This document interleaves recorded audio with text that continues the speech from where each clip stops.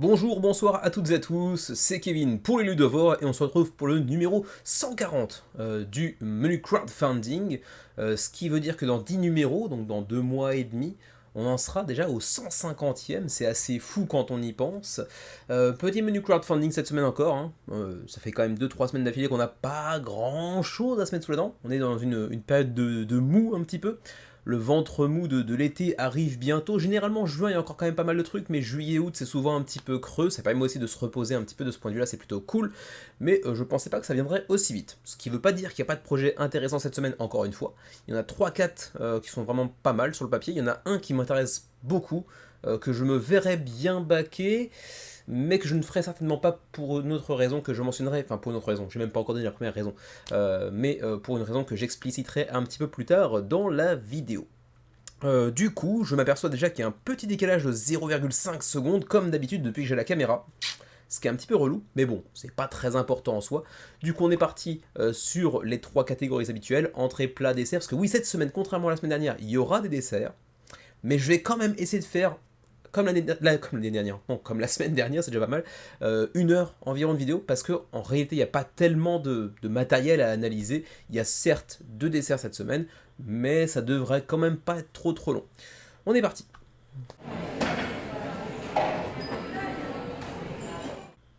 Ah tiens, des Vikings, ça faisait longtemps. Ou pas. C'est quand même un thème un petit peu éculé ces dernières années, mais revoilà les Vikings, ils sont de sortie avec Tale of Ale, Viking Saga Begins, un petit print and play, 46 contributeurs pour l'instant, 18 jours avant la fin de la campagne, et 700€ d'engrangés, c'est financé parce que c'est un print and play, bien évidemment, hein, les seuils de financement sont toujours très faibles, bien évidemment, comme il ne s'agit que d'un jeu à imprimer chez vous. Et donc, sur le papier, bon, en tout cas visuellement, le peu qu'on peut en voir ici présente plutôt bien, mais en réalité, une fois qu'on arrive sur le plateau, entre guillemets, c'est beaucoup plus classique. On est sur du roll and write, tout ce qu'il y a de plus classique, avec plein de combos à aller imaginer dans tous les sens, mais ça n'a pas l'air de révolutionner quoi que ce soit, et les quelques personnages que l'on voit ici et là, en fait, n'apparaissent aucunement sur le jeu en lui-même, donc voilà, hein, vous vous êtes fait avoir comme moi, peut-être par l'illustration de base du jeu, mais non, il n'en est rien, c'est un jeu avec très peu de personnages présents. Et pour l'instant, 46 contributeurs à 5€, vous prenez pas beaucoup de risques. Si vous aimez le roll and write, ça pourrait potentiellement vous plaire. Ça n'a pas l'air de révolutionner quoi que ce soit, ceci dit. 18 jours avant la fin de la campagne, ça veut rien dire ce R au milieu du mot, qu'est-ce que c'est que ça? Campagne. 18 jours avant la fin de la campagne, donc 710€ d'engrangés. Ça commence bien. Projet qui n'est pas un jeu, même s'il contient un jeu, comme c'est marqué ici, le petit Free Game in Every Issue, c'est le Casual Game Insider, un petit magazine sur le jeu de société, bon en anglais, hein, bien évidemment, vous doutez bien que c'est pas une initiative francophone, dommage, en même temps peut-être qu'un jour ça verra le jour, je ne sais pas, peut-être qu'un jour ça verra le jour, redondance, je t'aime.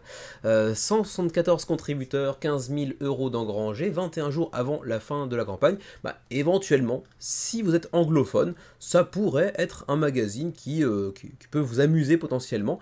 Ça ressemble un petit peu quand même à ce qui se fait avec le Filimag, si ça existe encore, je ne sais pas.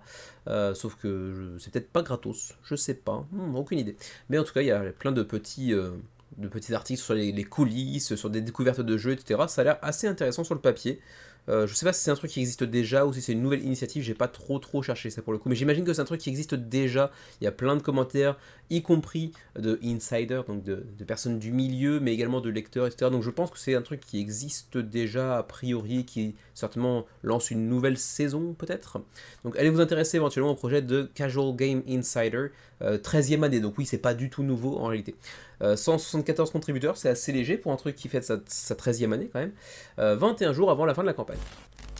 Petit jeu de cartes tactique, un petit peu façon Magic et compagnie, mais avec du placement également, donc ça diffère quand même pas mal, avec de l'IA. Bon là, ça saute un petit peu aux yeux, et c'est précisé dans la suite de la campagne de toute façon, about the artwork ici, vous allez voir, donc il a tout fait à l'IA, oui, c'est de l'IA pour ce qui est de l'artwork, le mec a aucun moyen, c'était un petit peu sa seule solution entre guillemets, et du coup il a fait appel à Midjourney pour concevoir les illustrations de Heroes of Stanley Park.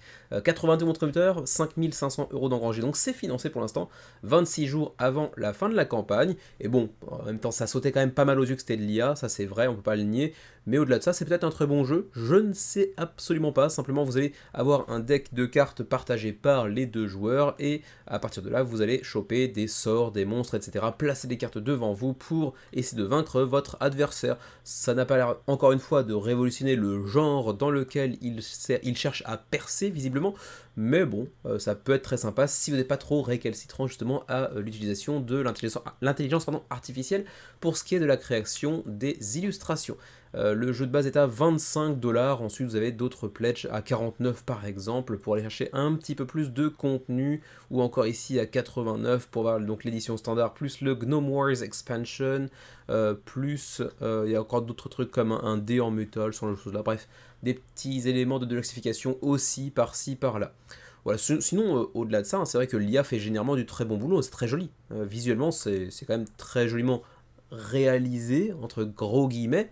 Il en a modifié certaines, par exemple celle-là, il le mentionne un peu plus bas. Je me souviens que celle-ci, il l'a modifiée notamment via Photoshop, si mes souvenirs sont bons, parce que ça correspondait pas exactement à ce qu'il voulait. Donc, bon, c'est pas à 100% de l'IA, mais l'IA a été très très fortement utilisée et il l'assume parfaitement. Voilà donc pour ce qui est de Heroes of Stanley Park, avec pour l'instant 82 contributeurs, 5500 € d'engrangés, 26 jours avant la fin de la campagne pour ce petit jeu de cartes tactiques. Petit projet japonais avec Ginza Retro Café, Ginza Roman Kissa, comme on dirait ici en japonais. Eh bien, 288 contributeurs se sont déjà joints au projet pour un jeu qui se joue de 2 à 4 joueurs pour 10 ans et plus, et pour des parties d'environ 1 heure. On est sur un jeu de placement de dés avec des modifications de dés, bien évidemment, comme vous pouvez vous en douter, avec un style très très rétro de l'ère pas Showa, Taisho, je crois, de l'ère Taisho, ouais, il me semble. Donc en gros, c'est avec les années 1920, quoi, entre la première et la deuxième guerre mondiale, si mes souvenirs sont bons. Je connais pas exactement les années de chacune des ères du Japon moderne, mais quand même, je crois que c'est près ça. Et donc, vous allez incarner différentes serveuses dans un café de cette époque, et vous devrez simplement servir les clients. Mais du coup, ce qui est assez intéressant, c'est que vous allez pouvoir coopérer, mais c'est fondamentalement un jeu compétitif. Du coup, parfois, il sera intéressant d'aller aider les autres serveuses pour éviter, par exemple, qu'un client ne parte, mais vous en tirerez des bénéfices, donc vous n'avez pas forcément envie qu'il vous aide, mais si vous n'êtes pas, vous allez aussi perdre potentiellement certaines opportunités. Donc c'est assez intéressant de ce point de vue-là, c'est pas forcément le seul jeu qui propose ce genre de mécanisme-là, mais c'est toujours assez intéressant. Le matos, lui aussi, fait un petit peu rétro, mais visuellement, ça présente quand même pas mal. J'ai pas eu l'occasion de le tester, mais je l'ai entreaperçu lors du dernier Tokyo Board Game Market, voilà ça. C'était quand? C'était en février-mars, j'ai oublié, mars dernier. Il avait l'air de bien marcher au niveau du public, ça semblait être plutôt convaincant. Donc c'est vrai que celui-ci, c'est pas celui auquel je pensais quand je mentionnais tout à l'heure un jeu que je pourrais me voir backer, hein, ce que j'ai dit dans l'introduction de tout à l'heure, mais en vrai celui-ci je pourrais me voir le backer également, parce que je suis pas sûr qu'il soit en boutique par la suite. Bon, clairement si c'était pas un jeu japonais j'irais pas, mais bon là je me dis pourquoi pas, hein, ça... L'époque Taisho, l'époque Showa qui a suivi juste après. Showa en japonais c'est pas du tout la même chose, attention. C'est deux époques qui avait l'air vraiment charmante pour ce qui est du Japon de début 20e siècle jusqu'aux années 80 environ. Bon, si bien sûr on fait l'impasse sur la Deuxième Guerre mondiale, sur ce qui s'est passé un petit peu avant, un petit peu après également, mais bref, c'est des périodes qui sont assez intéressantes, qui ont un vrai charme. Et là pour le coup ce jeu là aussi on a un petit charme un petit peu rétro avec une thématique un petit peu bizarre qui est sympatoche. 5000 yens pour le jeu de base mais en japonais only, ou 6000 yens si vous voulez le jeu avec une version anglaise, ce qui est plutôt intéressant si on n'est pas japonophone bien évidemment. Donc voilà pour ce qui est du prix de Ginza Retro Café. Pour rappel, je ne sais pas si je l'ai déjà dit, mais 2 à 4 joueurs, 60 minutes la partie. Voilà, parce qu'ensuite le reste de la campagne c'est juste la présentation mais en japonais, donc il n'y a pas forcément grand chose à aller voir pour vous. Projet intéressant, mais c'est vrai que si c'était pas japonais, encore une fois, je pense que je backerai pas. Du coup, je me tâte encore un petit peu, je ne sais pas si j'irai véritablement. Peut-être, on verra bien. 280 contributeurs, 14 000 € d'engrangés, 26 jours avant la fin de la campagne. un vrai petit projet Kickstarter, dis donc. Comme on en voit finalement plus tellement en réalité, il s'agit ici de Effortless Prepping for Adventure.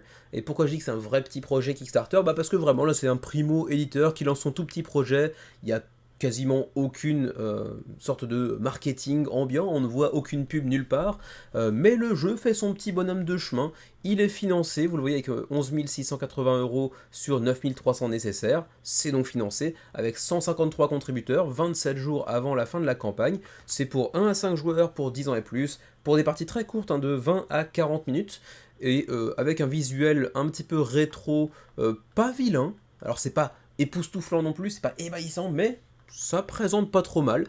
C'est un petit jeu de placement d'ouvriers avec du set collection également, avec une assez forte rejouabilité dans le sens où la variabilité est assez présente également, puisque vous aurez différentes régions d'un royaume, on va dire, qui seront présentes à chacune des parties, sauf que les régions en question sont bien plus nombreuses que les 6 que vous voyez ici, donc en fait il y aura des combinaisons différentes d'une partie à une autre, chacune des régions en question permettant des actions différentes, avec des decks de cartes pas forcément les mêmes également, et en fait là, le pitch, c'est que vous allez incarner des aventuriers, et que vous allez devoir vous préparer pour l'aventure. Vous n'allez pas vivre l'aventure, vous allez simplement vous préparer à l'aventure, ce qui peut être un petit peu frustrant quelque part, en fin de partie j'imagine, mais sur le papier, ça présente plutôt pas mal. Bon, l'artwork ici, ils nous disent que c'est breathtaking, que ça c'est à couper le souffle, tellement c'est beau.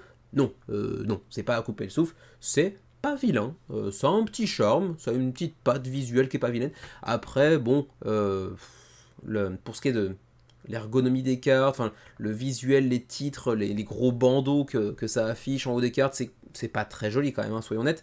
Mais, il y a, semble-t-il, assez forte rejouabilité. Il y a des petites extensions dont une est offerte durant la campagne. Je trouve que pour un petit jeu de placement d'ouvriers accessible pour des parties relativement courtes, ça a l'air d'être assez intéressant, et puis ça a ce vrai charme du petit jeu qui vraiment, là, clairement, sans KS, aurait pas pu voir le jour. Donc ouais, là pour le coup, je dis pourquoi pas. Encore un jeu assez intéressant cette semaine pour le coup, alors que c'est encore une fois une entrée, ça fait 2 entrées consécutives que je trouve assez intéressantes, alors que généralement les entrées c'est des trucs qui moi personnellement m'intéressent pas du tout en général, il y a des exceptions bien évidemment, mais là du coup c'en est une. C'est plutôt intéressant sur le papier. Par contre, vous allez voir que ça peut coûter cher. Ça peut coûter pas trop cher aussi. Le base pledge que vous voyez ici, le pledge de base est à 39 $. Ça va, c'est accessible. Si vous voulez le Deluxe All-In, qui au-delà de la deluxification apporte aussi 2 extensions, donc l'extension Altered et l'extension Hunted, apporte aussi un plateau, des plateaux avec double épaisseur, ça c'est plutôt cool par exemple, des petits dés marbrés par exemple, etc. Bref, un petit peu de deluxification et aussi un petit peu d'ajout en termes de gameplay, on monte directement à 79 $. Donc là, pour un primo éditeur, un projet qui est pas somptueux visuellement non plus, bon, ça commence à faire un petit peu cher, et du coup, peut-être ça freine un petit peu le projet à mon avis. Mais sur le papier, il y a l'air d'avoir un petit potentiel sympatoche. Voilà, c'est à tester. À voir. Vous me direz ce que vous en pensez, donc pour ce qui est de Effortless Prepping for Adventure, 150 contributeurs, 27 jours avant la fin de la campagne, et déjà donc 11 700 € d'engranger, un joli petit projet. Toujours pas de VF pour le moment, c'est toujours pas le cas avec Raise the Flag. La semaine dernière, on avait encore parlé de pirates, il y a 2 semaines je crois aussi, il y a 3 semaines certainement. Bref, les pirates, c'est un peu comme les vikings, mais en pire, hein, ça ne vieillit jamais. Et du coup, encore un jeu sur les pirates. Pour l'instant, 70 contributeurs sur ce projet, 27 jours avant la fin de la campagne, c'est pas financé. On est à 65-70% du seuil de financement. C'est un jeu pour 4 à 8 joueurs, pour 40 à 120 minutes. La fourchette est un petit peu large, pour 16 ans et plus, et avec une forte modularité apparemment. Il y aura de l'espagnol et de l'anglais, mais toujours pas de français malheureusement. Et au-delà de ça, de quoi s'agit-il? Et bah du coup j'ai oublié, parce que je l'ai checké il y a 2-3 jours celui-ci, et j'avoue qu'entre temps, ça m'est un petit peu sorti de l'esprit, donc voilà, on redécouvre ça ensemble. En plus les cartes sont en espagnol, là, vraiment c'est pas très sympa les gars. Comment vous organisez une campagne Kickstarter sans mettre le truc en anglais quoi? Alors heureusement, à partir du français, c'est pas si loin que ça de notre langue maternelle. J'imagine être votre langue maternelle en tout cas, mais quand même, c'est quand même pas très user-friendly. Hein.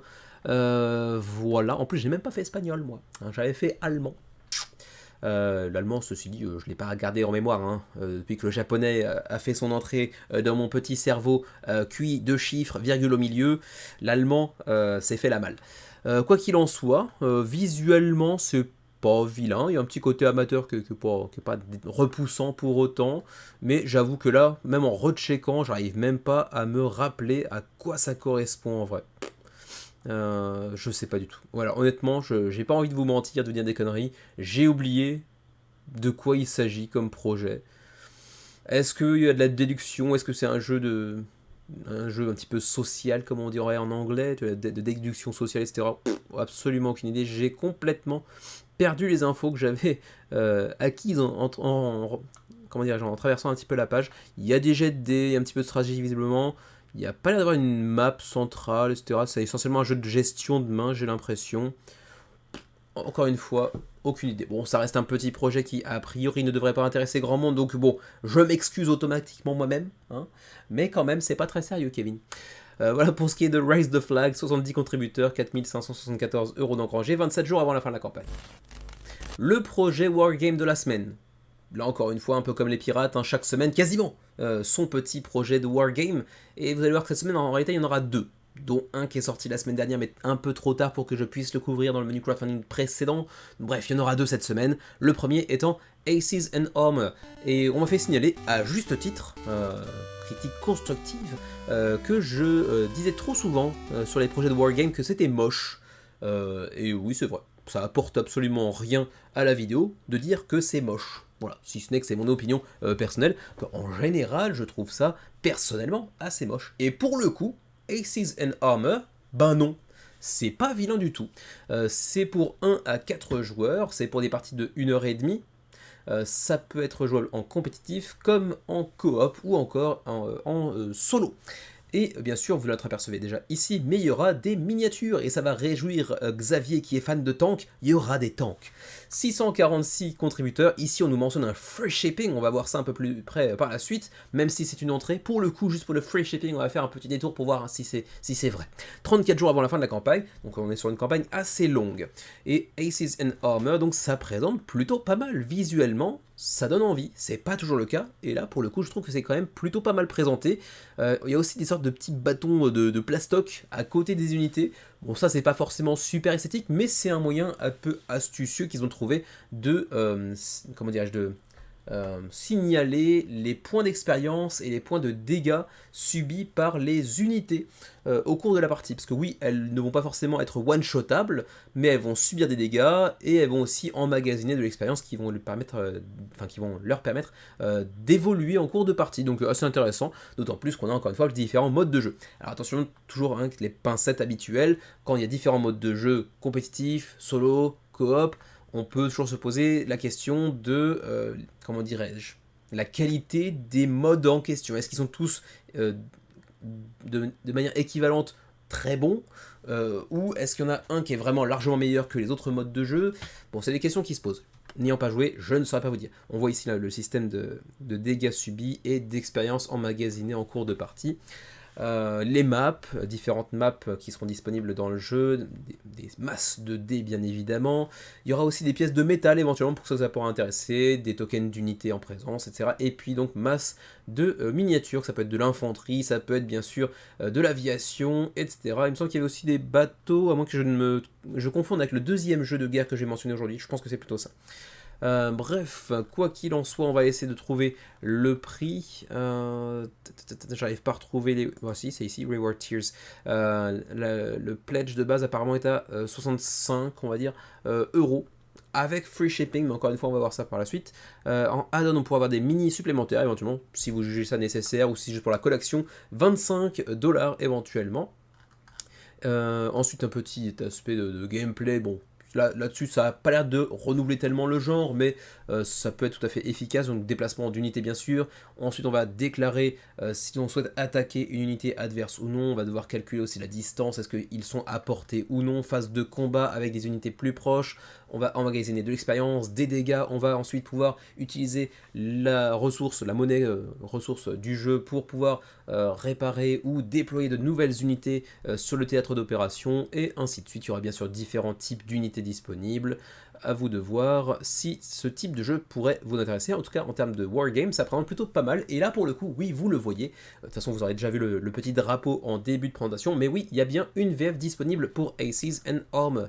Donc, je vais pas aller trop loin pour la campagne, puisque de toute façon, on reste sur une entrée. J'aurais déjà dû terminer mon passage. Et donc, on va juste aller checker le shipping, parce que vous le voyez. This campaign has free shipping. We will not charge any shipping or extra VAT, donc la TVA, in the pledge manager later. Wow! Donc oui, a priori, bah ouais, il n'y a pas de shipping, et ça fait plaisir. Voilà donc pour ce qui est de... Ah, c'est déjà eux qui avaient fait Trench Club, ok. Voilà donc pour ce qui est de Aces and Armor, un petit wargame qui présente plutôt pas mal. C'est le 3e projet de PKB Games qui nous vient d'Allemagne. Et donc c'était eux qui avaient fait Trench Club apparemment, dont on avait déjà parlé sur le menu crowdfunding, mais j'avais oublié. Et c'est vrai que celui-ci aussi, pour le coup, présentait pas mal. Voilà, ma foi, on va pouvoir passer maintenant aux plats principaux.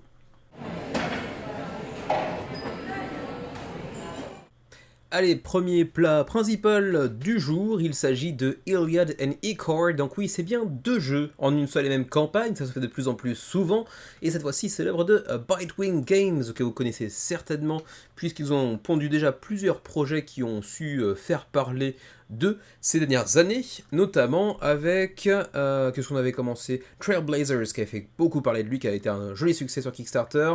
Ensuite, on avait eu aussi, voilà, Cascadero Cascadito, Bebop, là, c'est eux qui avaient fait déjà une campagne de 3, il y a quoi, 3, 4, 5, 6 mois de ça, grand maximum, sur le jazz. Et donc ils nous réunissent cette fois-ci 2 jeux, et qui plus est des jeux du docteur Rainer Knizia, qui du coup en est à son 888e et 889e jeu créé, c'est n'importe quoi. Et qui fait ça, j'ai envie de dire, qui fait ça?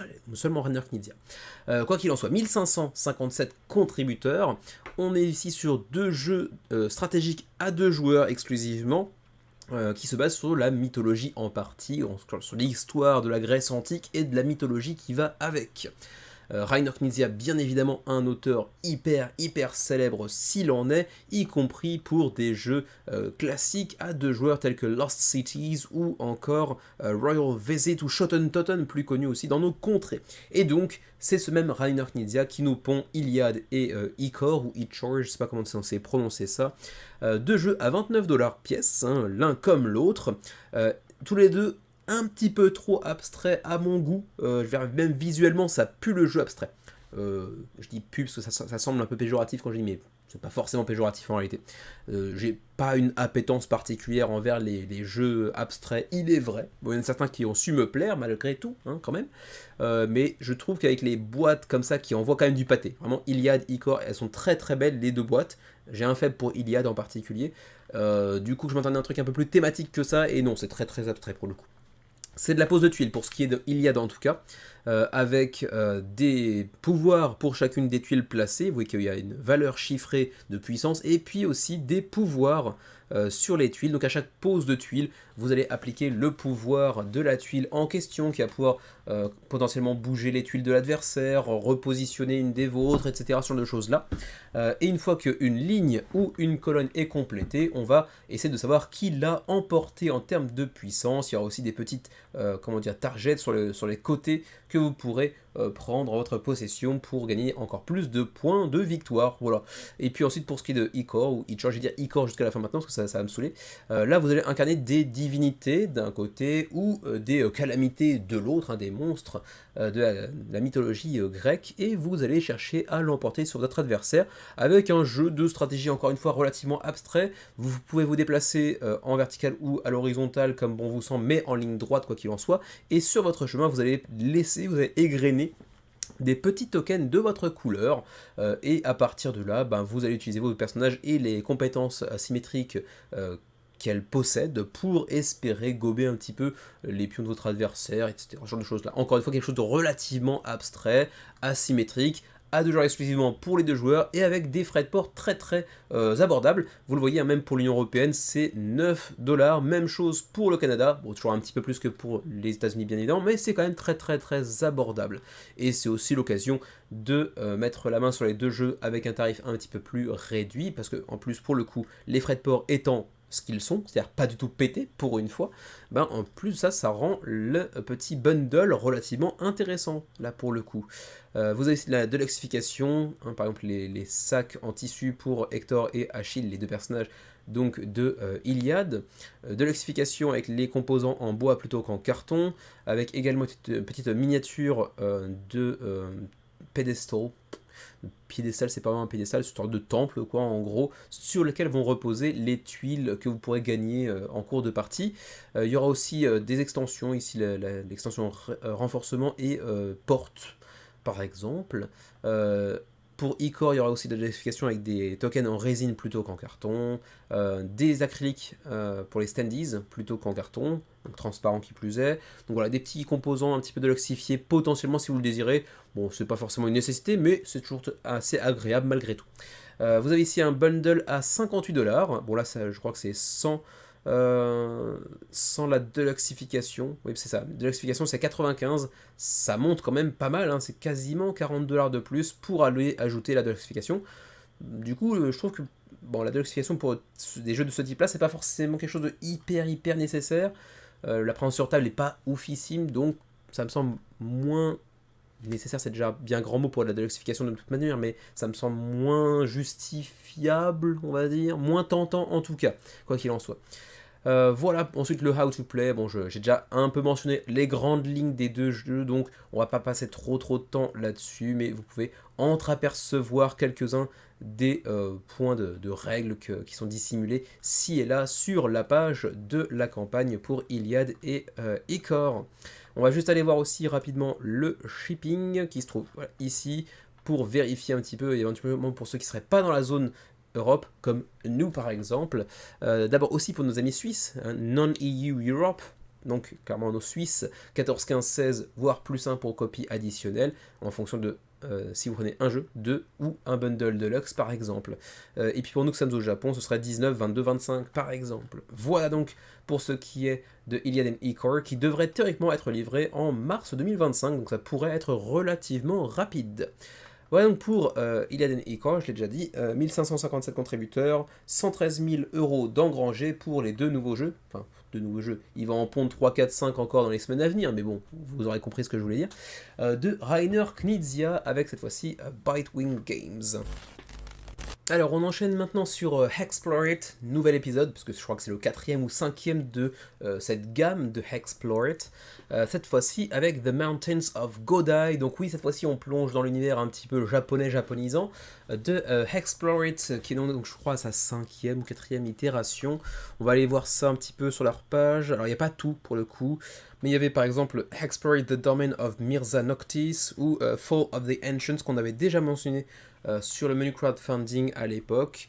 Et donc, ils sont arrivés la semaine dernière, mais c'était vendredi soir, je crois, ici au Japon en tout cas.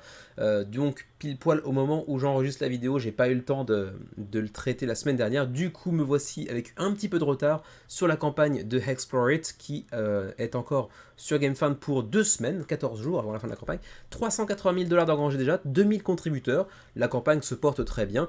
Comme d'habitude avec Hexplore It, c'est un jeu de coopération pour 1 à 4 joueurs, pour des parties relativement longues de 3 heures environ, 14 ans et plus. On a donc de l'exploration. Hexplore It, c'est dans le titre, hein. Il y aura des hex, donc des tuiles hexagonales, et de l'exploration, donc Hexplore It. Donc exploration, il y aura un aspect de tower defense, donc de défense de territoire on va dire, dans celui-ci, avec également une facette solo qui n'est pas négligeable. Il y a aussi de la gestion de ressources et du set collection, plein de personnages différents, des synergies à aller imaginer dans tous les sens, donc une assez forte rejouabilité sur le papier, avec également des extensions dans tous les sens. Bien sûr, c'est un jeu c'est une gamme en fait qui s'élargit au fur et à mesure et qui s'enrichit de plus en plus. Donc si vous êtes fan de l'exploration, de tuiles hexagonales, etc., c'est un jeu qui pourrait fortement vous tenter, d'autant plus que cette fois-ci, il y a 2 nouveaux empires qui viennent se joindre à l'univers de Hexplore It. Il y a ici l'empire de Capracan, qui doit être inspiré par les Mayas ou une autre civilisation sud-américaine, et l'empire Ishidan, donc là clairement inspiré par le Japon. Et comme toujours avec Hexplorate, en termes de DA, c'est généralement très joli, et c'est encore une fois le cas avec cette double map, donc celle de Capracan et celle de Ishidan. Donc les deux maps ont l'air d'être très jolies l'une comme l'autre. L'aspect de Tower Defense qui est présenté ici. On vous parle encore de coopération, de hero building, donc de construction de héros avec une évolution au cours de la partie. Ensuite, plein de combinaisons et donc plein de synergies à aller imaginer au cours de vos différentes parties. On voit ici quelques-uns des adversaires, des rencontres que l'on pourra faire, avec ici par exemple le Kurai Jaki, donc différents monstres, le Colorada Liujin par exemple. Donc ça c'est assez intéressant en termes de lore, il y a quand même pas mal de choses, ça a l'air d'être vraiment bien foutu, les cartes sont vraiment jolies. Donc c'est plutôt un jeu qui envoie pas mal en termes de visuel. Vous avez des pledges assez conséquents par contre, hein. Ça peut coûter cher, mais ceci dit, le pledge de base est à 69€, ça reste de l'ordre de l'accessible, il y a quand même beaucoup de matos. Je trouve que le pledge de base n'est pas trop excessif en termes de prix. Par contre, vous pouvez monter assez rapidement, hein. Le pledge ici, Elementalist, est à 124, avec l'extension Return to Capracan et l'extension Return to Ishidan aussi, par exemple. The Pledge Shogun avec uniquement l'extension pour Ishidan, ou Shaman uniquement pour l'extension de Capracan.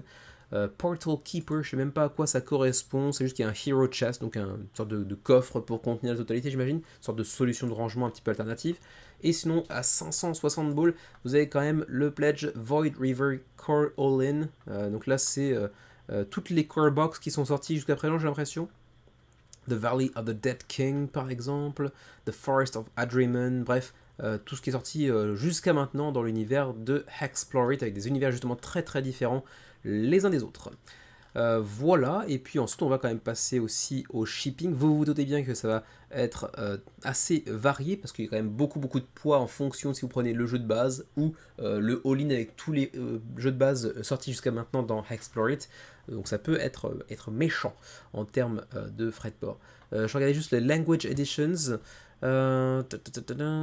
La VF pourrait potentiellement advenir à terme s'il y a suffisamment de personnes que ça intéresse et qui backent le projet. Bon, c'est pas garanti du tout, mais en tout cas pour l'instant, il n'y a pas. Ensuite, continuons avec cette fois-ci les frais de port que je n'ai pas trouvé. Timeline shipping, donc voilà, c'est ici. Alors, le shipping est donc de cet ordre-là. Union Européenne, 20 jusqu'à potentiellement 80, ça dépendra du poids de votre colis. Ensuite, Europe, mais non UE, 30 à 84, c'est pas si différent en vrai. Canada, 32 à 96, et puis pour nous en Asie, 20 à 80, donc même chose que pour l'Union Européenne en somme. Voilà donc pour ce qui est de ce nouvel épisode de Hexplorate, cette fois-ci avec The Mountains of Godai, 2030 backers, 14 jours avant la fin de la campagne, déjà 380 000 € d'engrangés. Le nouveau projet de BFF Games est arrivé sur Kickstarter, il s'agit de Yield Battle for Oshra. Si vous reconnaissez la patte visuelle, hein, j'imagine que ça vous rappellera des choses, puisqu'il s'agit de l'éditeur de Hidden Leaders, voilà, qui se trouve ici, entre autres, mais ils en avaient fait un autre. Ah non, c'était pas eux qui avaient fait l'autre, c'était pas Colossal, je sais plus. Il y avait un autre éditeur qui avait utilisé le même artiste, le même univers que Hidden Leaders, mais c'était un jeu dans le même univers, mais qui ne partageait pas les mêmes mécanismes, bien sûr, et qui était défendu par un autre éditeur pour le coup, mais j'ai oublié qui c'était. C'était Almost Innocent, le titre. Bref, cette fois-ci on repart dans l'univers de Hidden Leaders, mais genre 40-43 ans avant, donc ça reprend le même lore, mais c'est une sorte de préquel pour le coup, et contrairement à Hidden Leaders qui était un jeu de déduction sociale, pas seulement, mais c'était quand même avant tout ça, Yield c'est un jeu de contrôle de territoire, et pour le coup, bon, on va checker un petit peu les deux précédentes campagnes. Hidden Leaders, gros succès pour un primo-éditeur à l'époque, 12 700 backers, énorme succès, plus de 12 langues traduites, avec les services de Bibi en partie pour ce qui est du japonais, parce que oui, c'était chez notre agence MOB Vanguard, et du coup, il s'était enrichi d'une extension 5500. Bof, et moins de langues bien évidemment, mais 5500 contributeurs. Petit bid, enfin petit bid, non, c'est un très très bon résultat, mais compte tenu du résultat du jeu de base, c'était quand même assez moyen. Et du coup, qu'en est-il de Yield ? Et ben, 504 contributeurs. C'est pas terrible du tout, ça, comme début de campagne. Ça, le mec, là, il s'élance avec bravoure, avec... Hein, bien sûr, c'est atterrissage sur les gencives, ça. Hein, euh, ça va mal se mettre au bout d'un moment. 504 contributeurs, 35 000 euros d'enrangé. Bon, c'est financé, certes, mais ça doit fleurir ça doit fleurir la déception quand même du côté de chez BFF Games.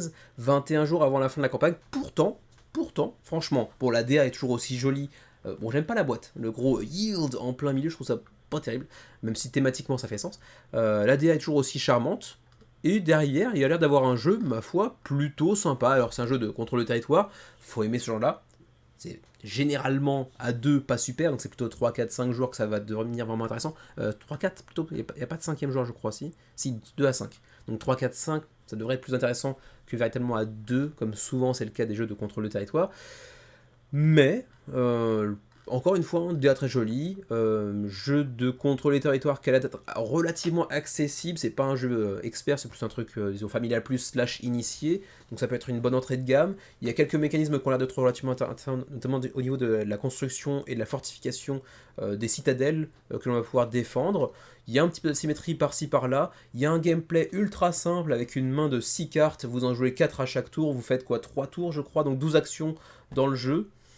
Ça va être assez serré. Bon, moi je trouve que sur le papier, il y a un truc intéressant. Je dis pas ça parce qu'ils sont chez l'agence pour laquelle je bosse et que je leur cherche un éditeur au Japon par exemple, etc. Non, vraiment, pour le coup, je trouve que le jeu a l'air d'être sympa sur le papier. Bon, notre public à nous, c'est quand même généralement, principalement juste Xavier et moi-même, donc c'est même pas un public, c'est juste nous. Et les quelques fois où on réussit à jouer à plus de 2 joueurs, on va peut-être pas sortir ce type de jeu là par exemple, mais typiquement c'est un genre de jeu qui nécessitera certainement des groupes d'au moins 3 joueurs pour vraiment être vraiment super sympa. Mais je trouve ça un peu étrange que le jeu fonctionne aussi mal. Alors par contre c'est vrai qu'il est beaucoup plus cher que leur précédente sortie. Hidden Leaders était un jeu relativement accessible.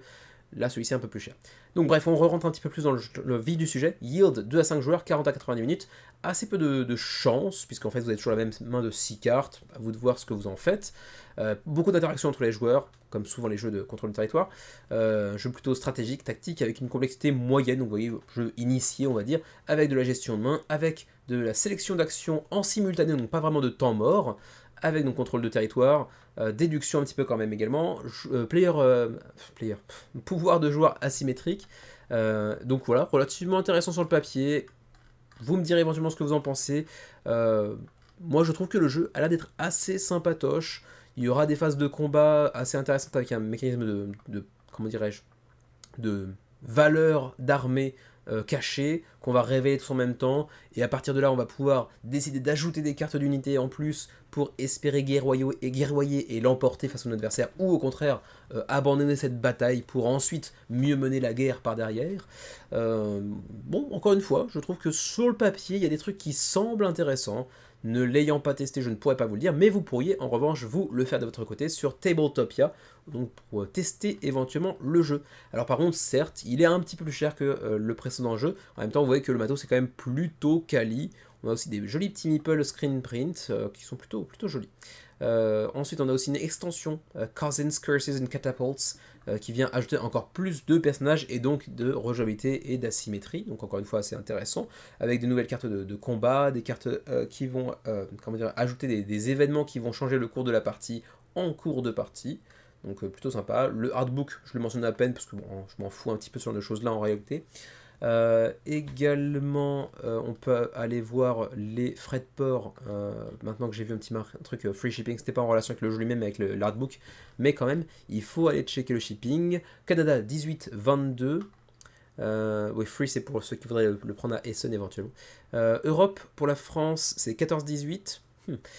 Pour la Suisse, 18-22. Et du coup, c'est après tout, la Belgique doit être là-dedans aussi, j'imagine, 18-22. Et puis pour nous au Japon 24-29. Voilà. Pour ce qui est donc de Yield, voilà le jeu Almost Innocent. Ah, mon fils arrive, il s'est réveillé. Voilà, fin de l'intermède filial, il est retourné se coucher tranquillement.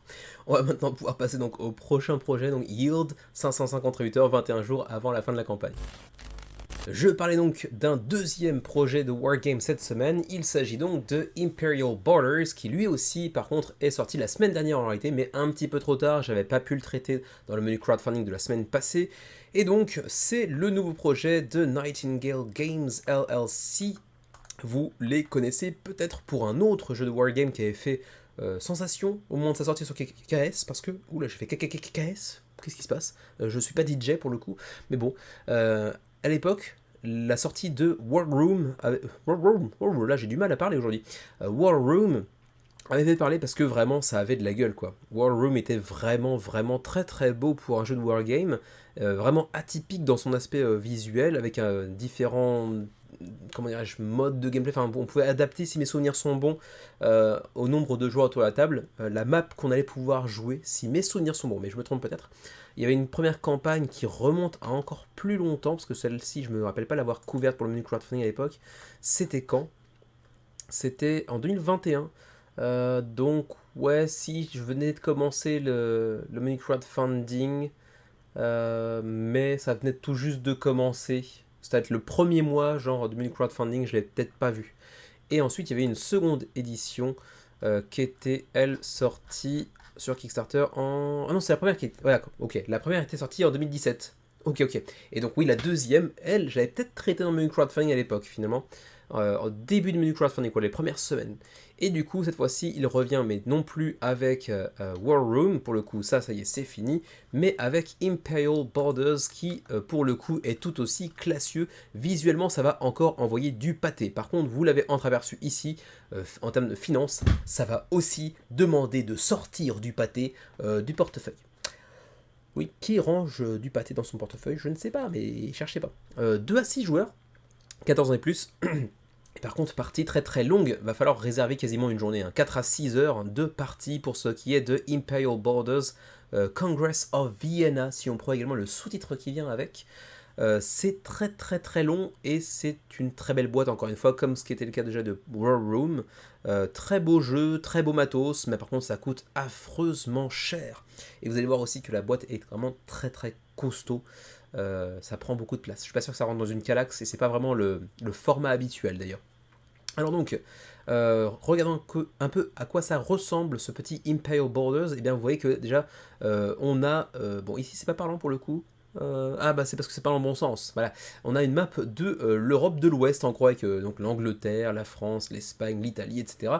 Bref, l'Empire napoléonien, parce qu'on est juste après, je crois, l'époque de Napoléon, si je ne dis pas de conneries, je crois que c'est juste après.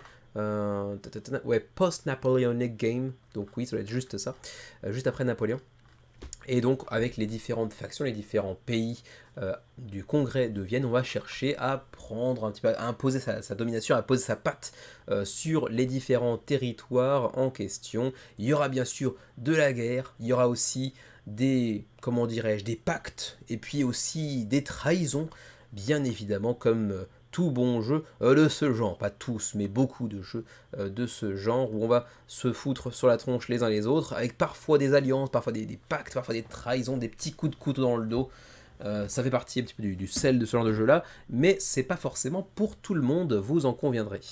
Le gameplay, bon j'y connais rien en wargame, encore une fois, je ne me répéterai jamais assez, mais ceci dit c'est plutôt bien présenté ici dans ce petit how to play avec les 7 phases de Imperial Borders. D'abord la collecte des taxes, ensuite on va organiser nos actions pour le tour à venir en secret, avec le rappel des actions sur la fiche qui cache notre map.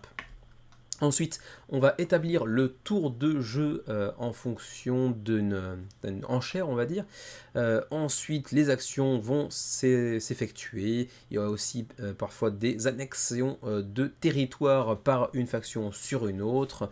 Il y aura aussi des points de prestige que l'on va chercher à gagner en cours de partie. On va pouvoir obtenir aussi de nouvelles unités qu'on va pouvoir déployer par la suite pour encore plus élargir sa force de frappe et son territoire par la même occasion. Le livret de règles est disponible ici, juste par curiosité, parce que j'ai pas encore regardé, mais juste par curiosité, je serais vraiment curieux de voir combien de pages ça prend ce truc. 32 en vrai, ça va.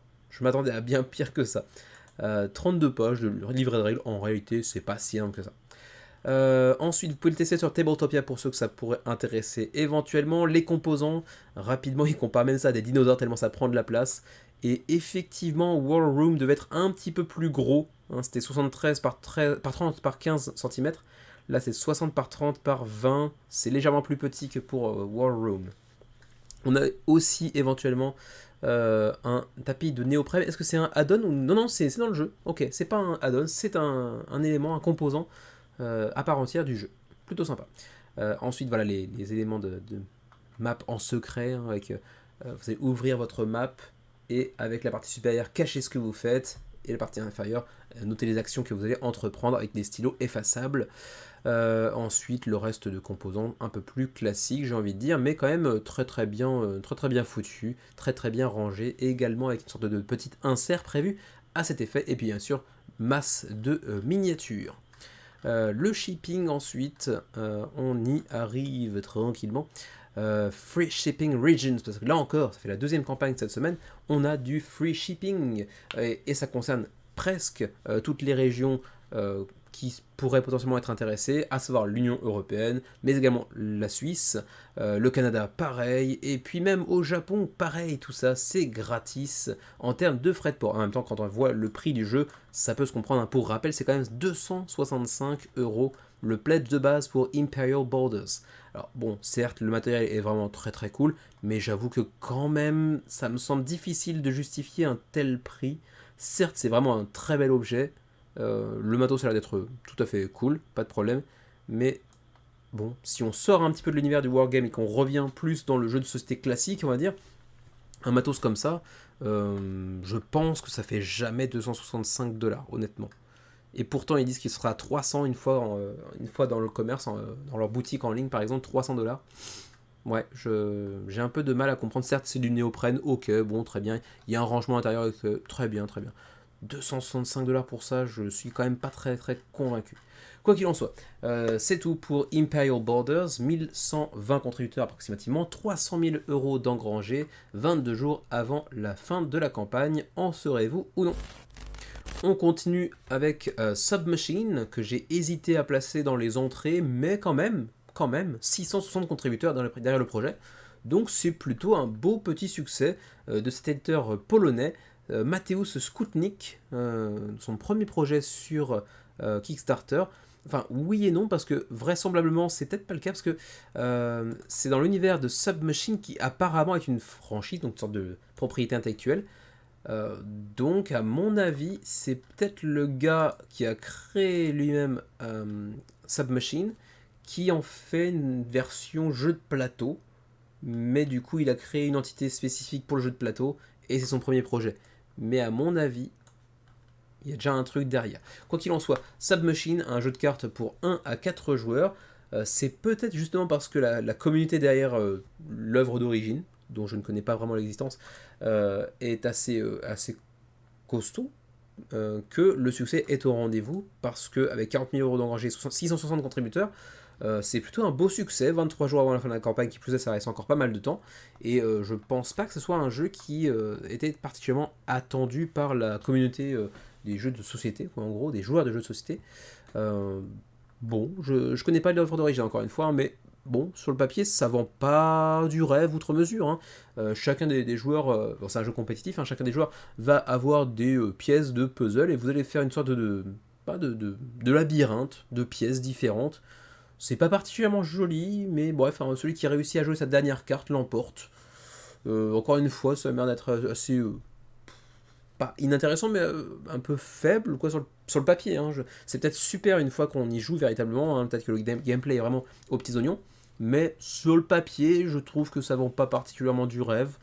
Bon, vous me direz éventuellement ce que vous en pensez. Est-ce que vous connaissez éventuellement l'œuvre d'origine derrière Submachine? Quoi qu'il en soit, c'est un jeu pour 1 à 4 joueurs qui semble avoir fait mouche, auprès en tout cas de la communauté de l'œuvre d'origine, parce que pour ce qui est uniquement des aficionados de jeux de société sur KS, je pense pas que ce soit la ruée vers ce jeu-là. Et du coup, les 660 contributeurs, je pense qu'ils viennent en grande partie de l'œuvre d'origine, mais comment en être sûr, je connais vraiment pas le truc en question. Et puis pour ce qui est des frais de port, je ne me rappelle pas les avoir vus où que ce soit. Et du coup, si c'est le cas, j'ai envie de dire, qui fait ça, hein? Mec, tu te tires une balle dans le tibia, hein. Bon, bah, pas de frais de port, à moins qu'on aille éventuellement genre ici. Non, j'arrive même pas à trouver. On peut même pas sélectionner son. Non, on peut même pas sélectionner son pays. C'est livré dans le monde entier, mais à combien? Aucune idée. Bref, euh, la campagne est pas super bien foutue. Elle donne pas vraiment très très envie. Donc je pense que quand même c'est la communauté qui est derrière l'œuvre d'origine qui est au rendez-vous, parce que sinon la campagne, la page de campagne, elle a un petit peu été faite avec les pieds par un cul-de-jatte. Enchaînons de suite avec Pili Pili Summoners, qui est le nouveau projet de Woodus, un petit éditeur sino-japonais, on va dire. C'est des Chinois, mais qui habitent à Kyoto, dont nous avions couvert un jeu à l'époque. Il s'agit de Moku Tower, The Endless Column. On en avait fait une review, Xavier et moi-même. En fait, c'est pas du tout notre genre, hein. Vraiment, les jeux d'adresse, c'est pas pour nous. Mais bon, ils étaient à Kyoto, on est à Osaka, on est plus ou moins voisins. On s'est dit, si on peut filer un coup de main, on y va, quoi. Et du coup, on s'était retrouvé sur la page de campagne avec une vidéo de review quelque part là-dedans. C'était où? Voilà, c'était ici. Voilà, là. Et du coup, bon, ouais, c'était marrant, mais encore une fois, bon, jeu d'adresse, c'est vraiment pas pour nous. Et là, pour le coup, c'est pas un jeu d'adresse avec lequel ils reviennent. Pili Pili Summoners, c'est un petit jeu de stratégie assez sympatoche, et comme d'habitude avec leur jeu, ils ont utilisé le bois comme un élément constitutif du gameplay, et avec ces petites miniatures que vous voyez ici, vraiment charmantes, taillées, enfin gravées, pas gravées, mais ouais, taillées, à la main visiblement, par un artisan. C'est vraiment très très joli, ça a beaucoup de charme, et du coup ça marche très bien, enfin très bien, toute proportion gardée, mais quand même 711 contributeurs, près de 57 000 euros d'engrangés, 27 jours avant la fin de la campagne. C'est un très très beau début de campagne pour Pili Pili Summoners. C'est pour 8 ans et plus, pour 30 minutes environ la partie, et c'est pour 2 à 4 joueurs, et vous le voyez, les cartes que vous voyez ici, hein, c'est plus ou moins des cartes de jeu relativement classiques. Vous n'avez pas forcément besoin du jeu pour y jouer en réalité, hein, j'ai l'impression. Bon, il y a quelques petites spécificités que l'on voit ici, il y a d'autres cartes également, mais le gros du truc, c'est des cartes à jouer relativement classiques. Mais c'est vrai que visuellement, il envoie quand même du bois.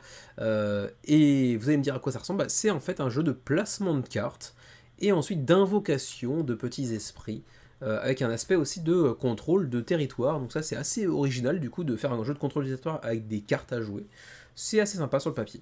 Il y a assez peu de hasard, beaucoup de tactique et de stratégie, une assez forte rejouabilité si on en croit en tout cas ce que l'éditeur met en avant ici, avec un degré de complexité assez accessible, finalement assez familial, hein, c'est quand même du 8 ans et plus. Je pourrais y jouer avec mon neveu potentiellement. Et donc, je le disais, hein, placement de cartes, placement ensuite, enfin, invocation de petites divinités. Le tout dans une boîte au format assez atypique mais charmant, avec encore une fois du bois. C'est vraiment un truc, vraiment, c'est leur sacerdoce. J'ai l'impression de faire des jeux avec des jolis composants en bois. C'est encore une fois le cas avec Pili Pili Summoners. Vous avez un peu plus de détails sur le how to play. Voilà, ici avec des suites un petit peu façon jeu de pli. De la pose de cartes avec donc du contrôle de territoire, avec du mana que vous allez pouvoir gagner, faire des invocations de petites divinités avec ces petites miniatures en bois vraiment très jolies. Donc encore une fois, un jeu qui est assez surprenant. Déjà faire un jeu de contrôle de territoire avec des cartes à jouer, c'est quand même plutôt original. Pas mal de rejouabilité aussi de par les placements de cartes qui sont vraiment illimités, quoi. Enfin pas illimités mais avec une très très forte variabilité d'une partie à l'autre. Vous avez certainement jamais joué la même chose. Voilà donc pour ce qui est un petit peu brièvement du gameplay de Pili Pili Summoners. On va maintenant aller voir aussi les différents niveaux de pledge ainsi que les frais de port. Le niveau de pledge de base, vous le voyez ici, alors ça c'est pas une boîte en bois pour le coup, ça sera un petit peu de la déluxification, on verra ça par la suite, mais le Summer Package, donc le pledge de base, est à 58, maintenant que le Early Bird est certainement terminé, j'imagine. 56, tiens. Ah, c'est parce que c'est 2 $ ça. Ouais, je pense que le Early Bird est fini pour le coup, donc ça va être 58 $ maintenant. Ensuite, le Elite, là par contre, il y a la boîte en bois avec les reposes miniatures en bois également. Là par contre, ça coûte un peu plus cher, 90 $, c'est un peu plus consistant en termes de prix. Ensuite, vous avez le Ultra Summoner Package à 116. Qu'est-ce que ça vient ajouter? Ça ajoute un gaming mat. Est-ce que c'est un tapis de néoprène pour le coup? Oui, je crois que c'est ça, hein. On a l'impression que c'est ça en tout cas. Est-ce que c'est vraiment très utile? Je suis pas persuadé, mais bon, un petit peu de justification. Pourquoi pas. Le Fan Mokuomo Combo, ça ajoute également Tawa, The Portable Wood Art Game. Celui-ci, je le connais pas, mais ça ressemble encore une fois à Moku Tower que j'ai mentionné tout à l'heure. Ensuite, Moku Tower, on le voit ici d'ailleurs, qui a un pledge supplémentaire à 216, ça commence à être très très cher. Insane Fun 246, ça vient ajouter encore un autre truc par derrière. Bref, il y a des add-ons en veux-tu, en voilà. Mais en tout cas, assez charmant, vraiment le produit c'est presque un objet décoratif en soi en fait, hein. Si vous prenez le pledge Deluxe avec la petite boîte en bois, c'est charmant, ça peut faire déco. Et donc, les shipping, je le disais tout à l'heure, Europe 15 jusqu'à 50, Canada 19 jusqu'à 54, Asie 14 jusqu'à 51, ça dépendra bien évidemment du pledge que vous avez sélectionné. Voilà donc pour ce qui est de Pili Pili Summoners, 710 contributeurs, 27 jours avant la fin de la campagne et 56 630 € d'engrangés. Le dernier plat principal de cette semaine, il s'agit de Pix. Et même s'il y aura 2 desserts cette semaine, en réalité, c'est mon petit coup de cœur de la semaine, c'est bien pour un plat principal, c'est donc pour Pix. Pourquoi ? Parce que mon frère, voilà. Parce que je l'ai déjà mentionné à plusieurs reprises en réalité, ce serait pas le premier bac, si je black, je suis pas sûr du tout, mais ce serait pas le premier bac que je fais pour mon frangin qui est pourtant pas joueur. Je m'explique, je l'ai déjà expliqué à plusieurs reprises, mais si vous êtes nouveau, mon frangin qui habite également à Osaka, vous voyez les fils indignes qui laissent leurs parents à 12 000 km de distance, mon frangin est pas spécialement versé dans les jeux de société. En revanche, il est très très très fan de montagne, de grimpe, d'escalade, de photos de nature, d'oiseaux, etc. Et du coup, à chaque fois que je trouve un truc qui pourrait faire le pont entre nos passions à nous, donc pour moi, les jeux de société, pour lui, la nature, les montagnes, les photos d'oiseaux, etc., j'ai envie de prendre, vous voyez, juste pour essayer de justement faire le pont, quoi, encore une fois. Donc du coup j'avais backé pour ça Redwood, que j'ai toujours pas sorti parce que, encore une fois, Sit Down m'a toujours pas envoyé mon livret de règles, 4-5 mois après la livraison défectueuse, avec un livret de règles genre avec 17 pages 4, un truc comme ça, j'attends toujours.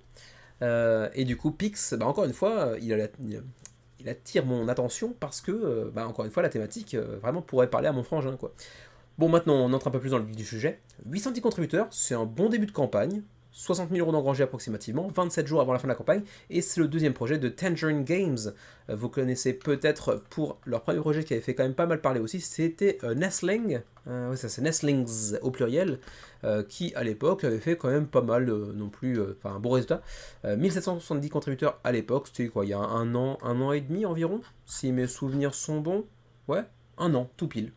Entre-temps, le projet, je pense, a dû être livré aux backers. Et du coup, ils lancent leur nouveau projet, encore un peu dans la nature, hein, avec Pix.